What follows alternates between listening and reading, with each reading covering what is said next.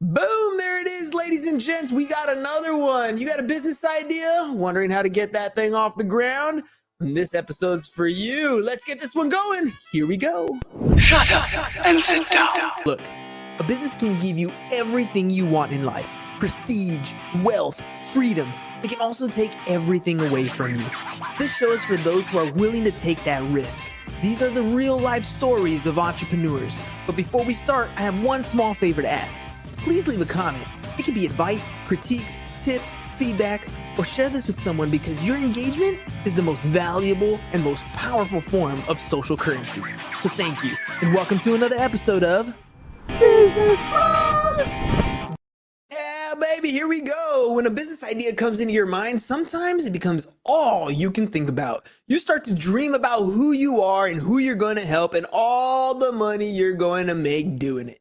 Then reality sets in. The struggle of building and running a business begins to wear down the passion and the dream you once envisioned. And what's worse, you feel like you don't know what to do next. Well, today's guest is helping those entrepreneurs with a small business support system to help you on your journey and to connect you with like-minded people to help you thrive.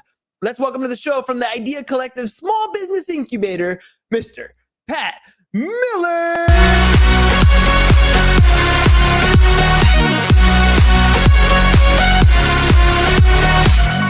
Pat, I told you it was going to be a party, my friend. Welcome to the show. I love it. I love it. Hey, how are you? Good evening.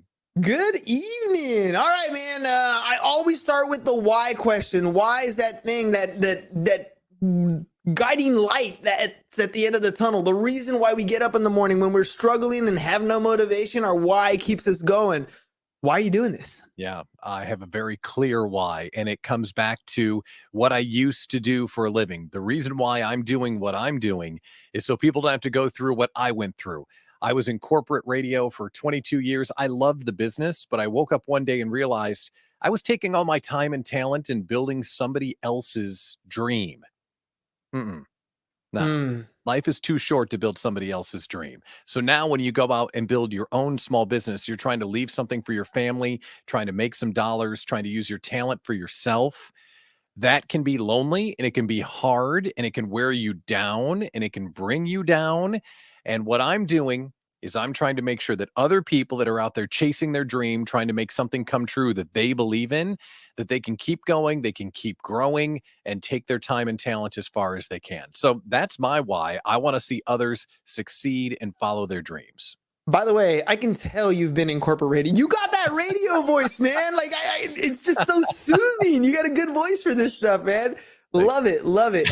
So helping other people, there's so many different paths that you could have gone, right? I mean, you could have literally taken your time and tried to solve world hunger. How are you particularly focused and why the entrepreneur space? Well, it's because of my wife, to be honest. So the thing that I call myself the idea coach, right? Why do I call myself the idea coach? Because I love to come up with great big ideas and solve problems. Okay, fine. How does that become a business? Well, as I was winding down my radio career, my wife, to her credit, was starting her own photography business. One woman shop, starting a photography business, trying to build it. And I was watching her struggle, is that she would be really good at taking pictures, but she had to do all the other business stuff. So I was kind of an in-house consultant with her for a while, and I was watching the challenges that she was going through. So by watching her do that, I realized, whoa, I wonder if there are other people trying to build a business that are running into similar kinds of challenges. So I started networking in all the different areas and realized, yeah, this is a common problem. People want to follow their passion, but there are all these other responsibilities and chores and tasks that come along to build the widgets or whatever we're on the planet to build. So that's when I saw the opportunity, and that's how I got into it. So it sounds to me like you turn people's passion into hard work. My brother, it's so funny because I feel I'm very much the same way, right? He's like, man, you have a way of ruining the fun stuff that I like to do. How come every time we're having some fun, you got to try to monetize this thing? Like, I don't know, man. For me, it's just an avenue. Like that's how my mind operates. I'm like, oh, look, you can turn this into a business, and even if you didn't ask me for it, I'm like, oh, but you can do this and you can do this. And do you ever get that feedback where you're like, dude, you're ruining my fun, man? I'm just doing this for fun, not really a business. Well, the world needs you because there are so many people that would be willing to do what they love for free. And what we see in the business world is a lot of people will do what they love and then feel guilty about charging what it's worth. They Mm. feel like they shouldn't get paid big dollars. So the world needs people like you, first of all. And secondly, it's a funny thing when you see people out there trying to build a business, sometimes they will take on all the work except the thing that they love to do for a living, like the one thing that they love to do. They will get buried in administration and paperwork and accounting and social media and marketing and whatever, and they won't be taking their time and talent to do the one thing. So oftentimes maybe we would be a good complement to one another, because what I like to do is sit people down and say, why are you here? What is the one thing you're supposed to be doing? Delegate the rest of it, because Mm. your business will go as far as it can when you spend your most time doing that one thing that makes you special. So yeah, I think it would be a good combo, actually. I think so too. I think that's finding people's passions and turning it into something profitable. I love that aspect of it. But let me ask you about this one thing, because the one thing, when somebody's really good at something, I mean, they just make it look so easy. It becomes like it's natural to them, right? But that's also a detriment to what, when you talked about placing value on it, because it's so easy for them, because it just comes natural to them, they hide behind that value. Like you were saying, they don't really dig into that passion. So how can you help somebody identify and really gain the belief in themselves that, look, you're good at this for a reason. Like there's people who are willing to pay you for this skill that you have. Don't you know how valuable you are? Yeah. And that is something everyone struggles with, especially those that have an artistic bent, like they're really good at speaking or writing or podcasting. It comes to them so naturally, it doesn't feel like work. So, how can I assign value to that?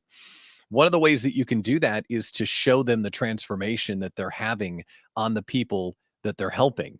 Mm. So if you go out and do what you're doing and you start changing lives, if you can reflect back to that person how they're changing people's lives, sometimes that will cut through to that part of them that feels like they're not working very hard. Because when you're in that zone of genius, that part of you that does all of the magical creation of whatever type that it might be, that's where you can take everything as far as it can go and end up making them a ton of money in the process. But you got to sometimes show them the impact that they're having. And one more thing on this particular topic, I say to people all the time is that if you're not freely giving that thing that you're on the planet to do, you're actually stealing from people. You're Mm. actually taking away from people that you want to help. If you have a gift, it is an obligation to make sure that you're spending as much time giving it to people as possible. And as you've said, you're going to monetize that as well. And it's worth a lot of money because it's coming straight from the heart. But we see people that don't want to give it. And I always like to frame it as you're actually taking away from people. And maybe sometimes that trips the trigger a little bit. Les Brown has a great story about that. He's like you're sitting around, you've passed away, and around you you see all your talents, and all they're telling you is, man, this is what you could have been. You could have achieved all this, but instead here we are dying with you, right? Like you're cheating the world of who you are if you can't share that. I love how you're taking that. But the other side of that is, I'm gonna have to take a risk. Wait, you're saying that I'm good at this, but now I gotta be vulnerable and put myself out there, number one. And number two, do I gotta quit my job? And like that's scary because I'm leaving a secure spot. Now what do you say to these people? Yeah, that is the big jump. And the thing that I lean on is similar to what you just shared about Les Brown's story. Okay, stay safe. Let's fast forward 5 or 10 years. Will you be happy or Mm. will you regret it?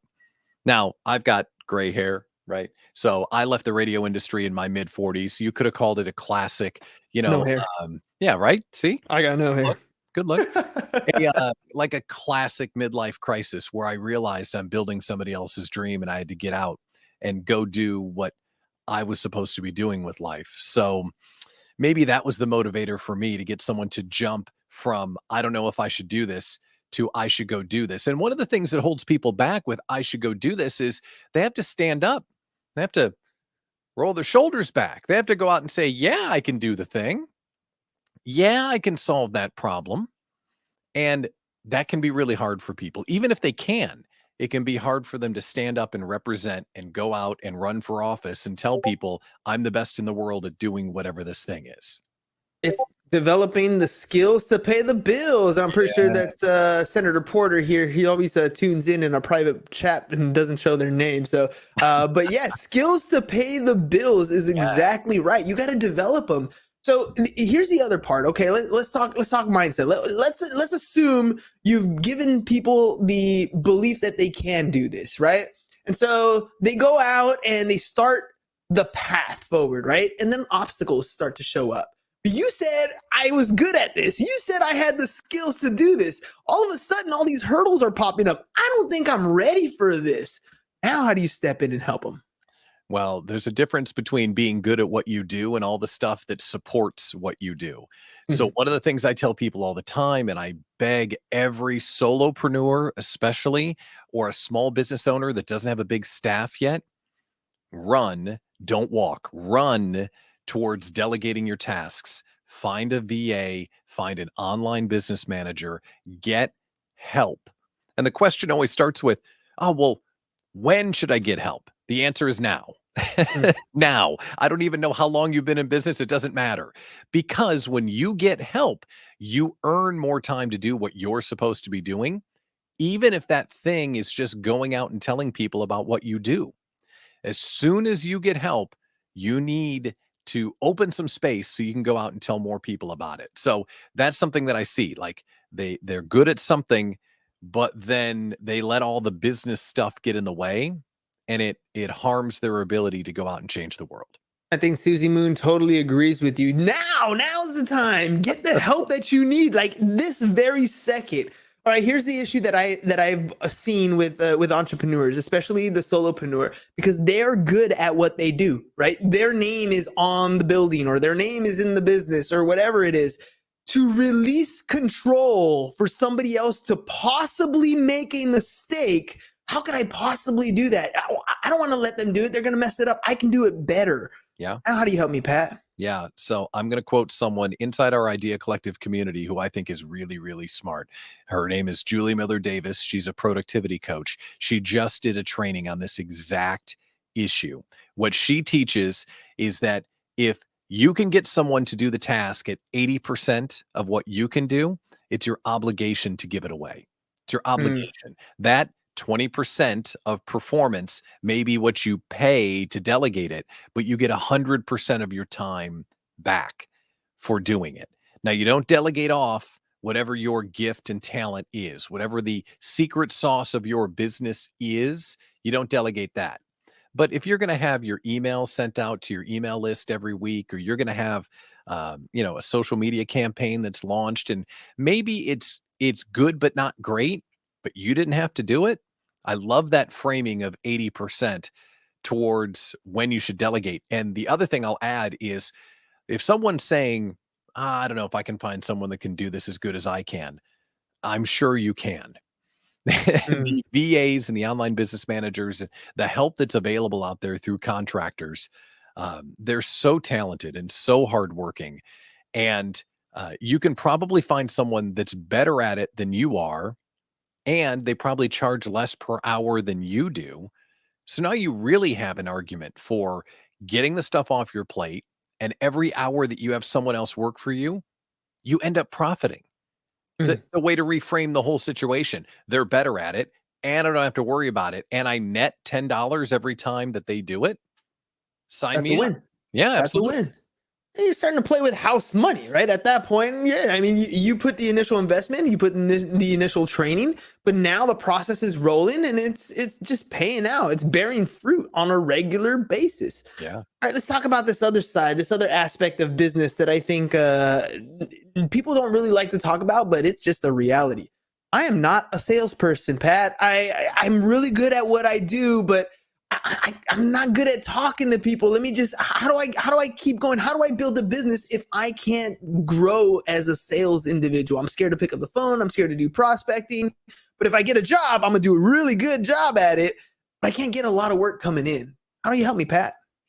Well, it's not about making sales, it's about making conversations, and it's about in those conversations showing the value that you have to provide to someone.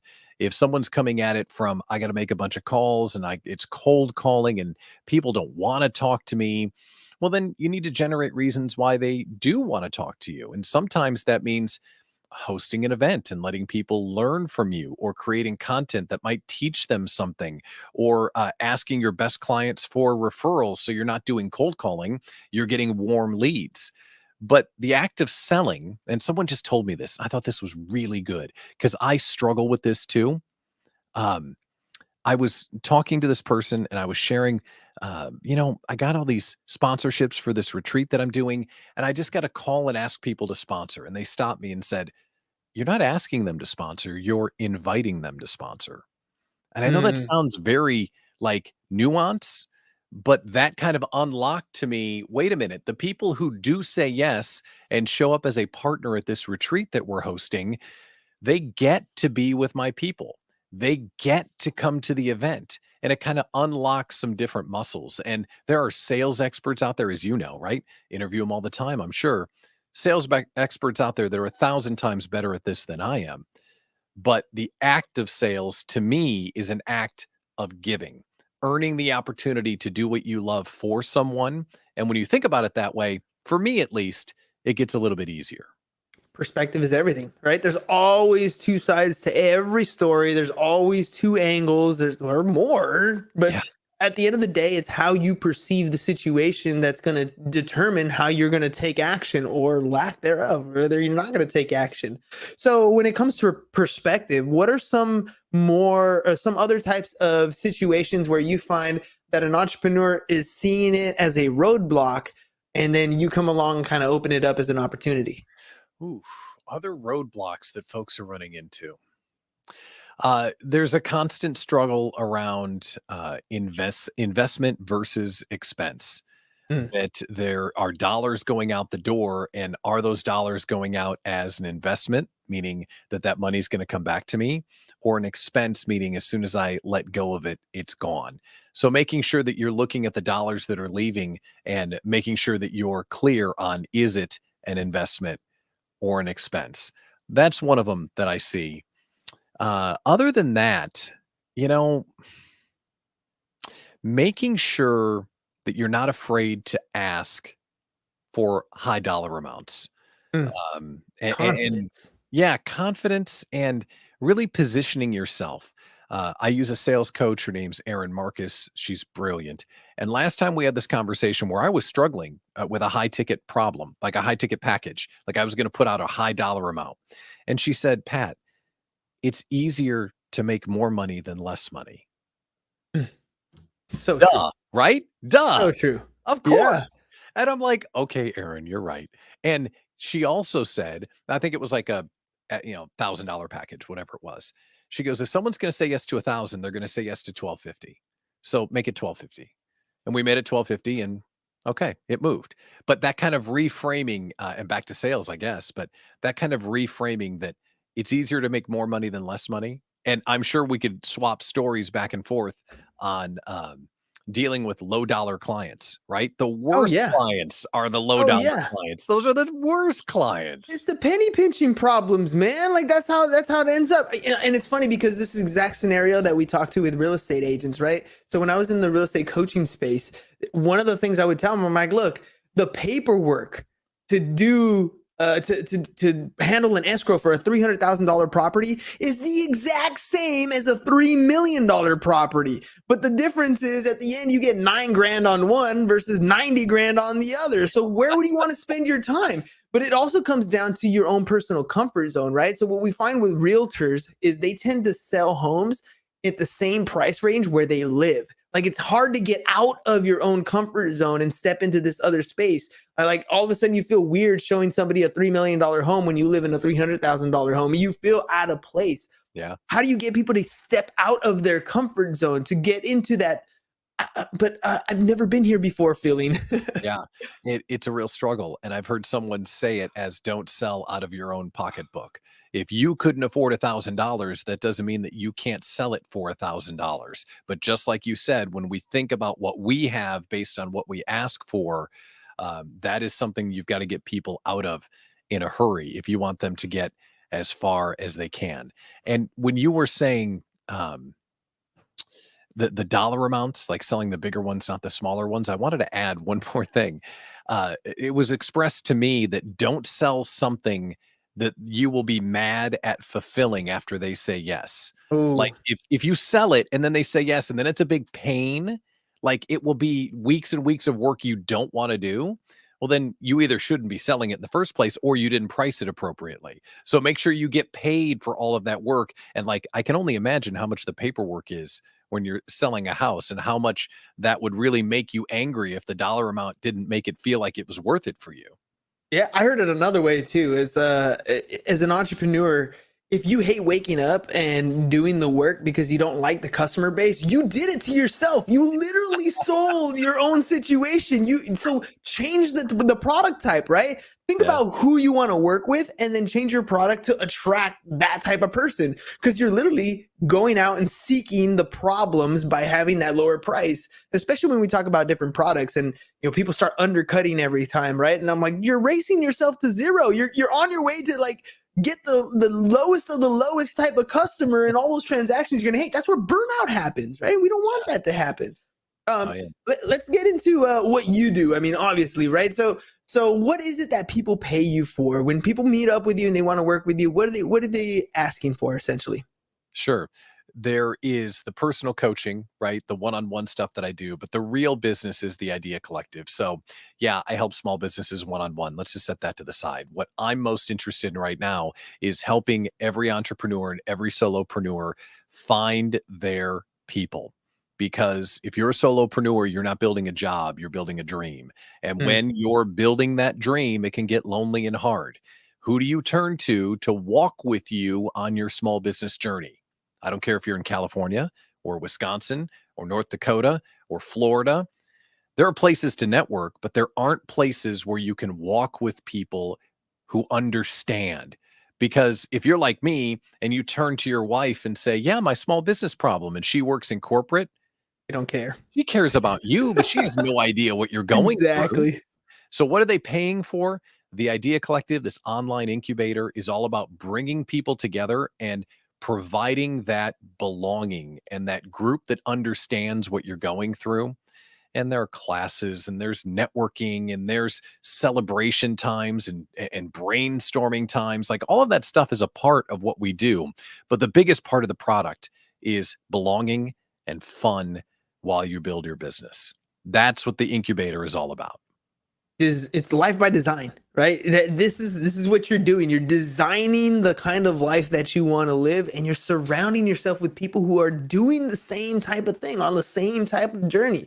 So who is your ideal client? Who are you looking for? Are you industry specific?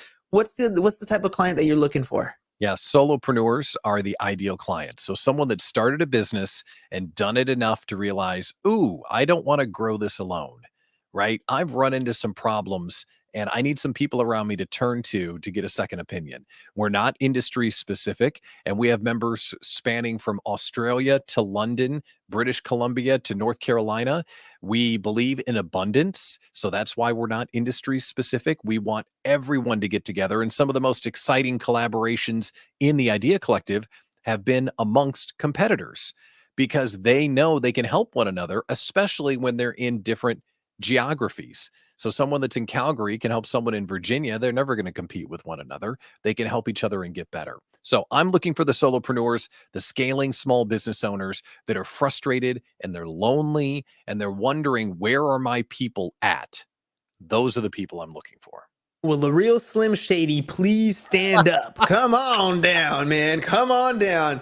All right. What if people do want to work with you? They reach out to you. What's that sales process like? What can they expect? Yeah, especially for the incubator, that's super easy. Go to the website that's scrolling on the screen, ideacollectiveincubator.com. And what we ask people to do is sign up for the first month. I mean, all of the details are on the website where you can learn everything you could possibly want to learn. But then what we do is we let everyone into the group on the first of the month. And the reason why we do that is we do an orientation session before we release them into the small business incubator because there's so much going on. We're doing over 40 hours every month of live events and meetings, message boards left and right. We want people to know what they're walking into because we've all experienced that first day of high school where everyone knows what's going on except you. Hmm. So we get people together in that pre-meeting before they're brought into the incubator. Then once they come in, the community rallies and they're all so excited to see you. And you found your people and you're on your way to never being alone again. And you're ready to rock and roll. Because I like how you brought the wife into it, right? Because at the end of the day, sometimes the people that you're closest to are gonna let you down in the support factor. It's not that they don't want to help you, it's just they don't know how. They don't see the same vision that you see. They're not on the same path as you. So they're coming from a place of love. It's just not the support that you're looking for. So having places like the Idea Collective Incubator, those are the phenomenal places where you can meet people who are on the same pathway. And now all of a sudden, when you're feeling down and you feel that imposter syndrome start to creep up, because it will, when you start to feel that burnout coming on, because it'll come, these are the people who got your back, who have been there, who are going through it and are getting through it all at the same time. Pat, man, time is flying by. This is how you know you're in the zone, man. Time's flying by. So I want to make sure I get contact information one more time. I know you said it, but if Yeah. people want to reach out to you, how can they do that? For sure. It's ideacollectiveincubator.com. That's the website. And on there, you can sign up to learn more about the community. You can join our meeting to come in and take a look around. You can also check out the Small Business Beacon, which is our crowdsourced blog where we let our members write on the website and share their knowledge. You can also reach out to me via email, which is pat@patmillerideacoach.com. Popping up right there on the screen, ladies and There it gents. is. Pat at patmiller ideacoach.com. Pat, you've been in the radio industry for a while. Left that space. You obviously got a podcast set up right here, ready to rock and roll. You've been on a lot of shows. What was your experience like on the Business Bros? Oh my gosh. This was the most fun interview I've done in a long, long time. It is great to have the energy. It's great to talk with someone that's clearly up to speed on what small business owners are facing, the spirit of what you two do as well. When I went back and was listening to the show and getting the feel of what was going on, I loved coming on the show because I like how you're getting after the questions that matter. So it couldn't have been more fun. I really am grateful for the time. Thanks for having me. Of course, appreciate it. Now I got a kind of a selfish question. So I teach a high school course called financial algebra. 17-year-old students, they are starting their own businesses and they're at the very beginning phase. We've just set up their affiliate links. We've just set up their print on demand stuff. We've just set up their social media marketing. They're about to launch into, now how do I go and get customers, right? That's the next phase.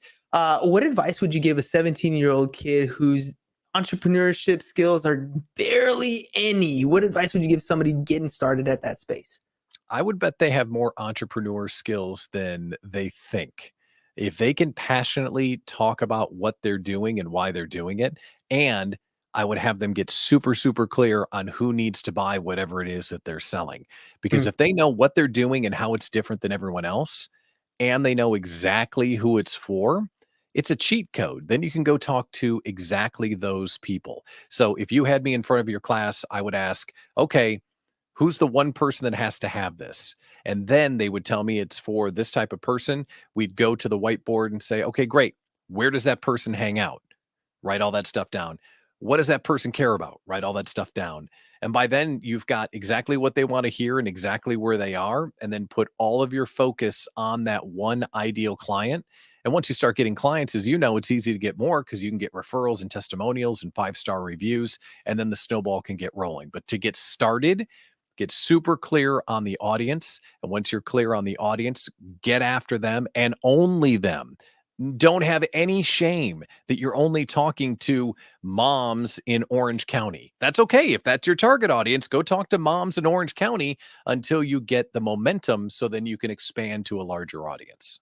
That's it. Customer avatar. So funny because that's exactly what we're going into very next week. We already know what your business is. We've set it up. Now, who are you going to sell this thing to? How are you going to get customers? I had Sean Castrini on the show the other day, and he broke it down pretty simply. He's like, business is only 3 phases. How do you get customers? How do you sell to them? And then do what you said you were going to do. And that's really it. That's the complication of business right there. We make all these other steps. And I think Susie has a good one here. Don't give up, right? Like you're going to run into problems. You're going to run into roadblocks, and that's okay. You got to get up and keep going.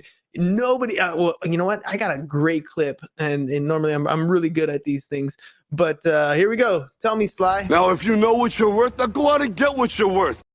Yeah, exactly, right? Just go out and get it. Don't give up and make it happen. Pat, thank you very much for coming on the show today, man. I want to make sure I give you any final thoughts before we head out. My thought is very similar to what Susie said. You're on the planet to do something that is meaningful. You have a gift. You owe it to yourself to take that gift as far as you can.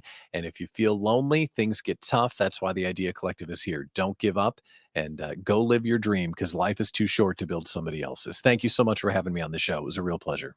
Of course, man. Ladies and gentlemen, that's what it comes down to. Look, you have ideas. There's something there, some spark inside of you that is dying to get out. You gotta let it free or it will bother you forever. I love what Tony Robbins says. He says, there's 2 pains in life, the pain of discipline and the pain of regret. Discipline weighs pounds, but regret weighs tons. And I don't want you to regret not having done something. 20 years from now, it's not the things you do that you were going to regret. It's the things you didn't do. So get out there and make it happen. Make sure you guys stop by the ideacollectiveincubator.com and check it out. There are people out there that are just like you, questioning whether they can do it or not. And here at the ideacollectiveincubator.com, you'll find people who are just like you and ready to take it on to the next level. Pat, thank you very much for being on the show. Ladies and gentlemen, we'll catch you guys on the flip side. Peace. And we're out. It's over. Go home. Is your business in need of marketing? Try starting a podcast, but not just any podcast. Podcast like a pro. We can show you how to take your business from being invisible to becoming a brand people trust. Go to www.businessbros.biz